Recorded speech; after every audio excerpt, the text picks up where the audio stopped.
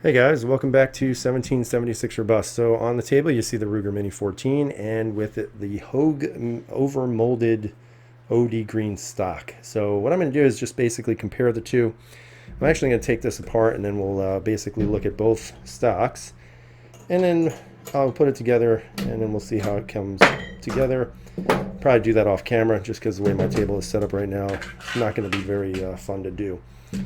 So first off, let's compare the two stocks. Now, the wood stock is very nice. It's a really nice looking stock. I mean, there's really not much you can complain about with this stock.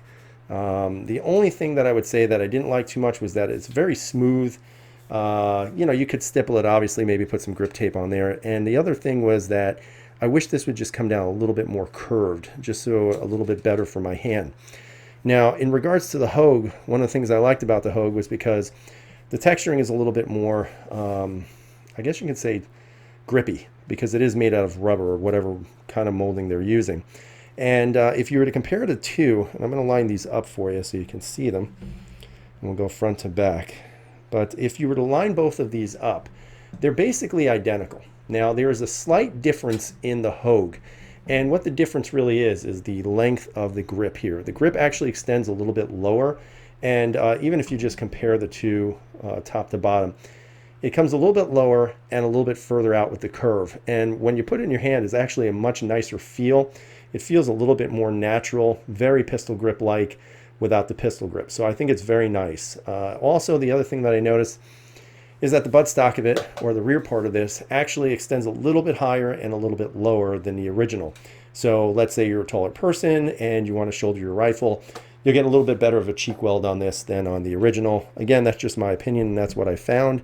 Doesn't necessarily mean that's true, at least not for you. Now, of course, you can see the stippling on here. So again, you're going to get a nice little purchase on that, so that's pretty cool. Same thing on the back, and it seems very sturdy.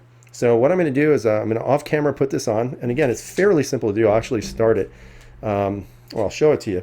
What I have to do, and I'll do this off camera, is you have to unscrew these two sides, squeeze this together, and this will actually pull out this little steel plate here. Then you're going to put the steel plate back in the Hogue, and then you'll connect it all. So I'm going to go off camera, and I'll be back in a minute. All right, so on the table you see the finished product. This is the Hogue OD Green Overmolded Grip Stock for the Ruger Mini 14. What do I like about it so far? The hand position is a lot nicer on it, in my opinion. It's a little bit more curved in the back. So when you do hold that gun, you're getting a feeling really nice grip on there, almost pistol grip like. So I definitely like that.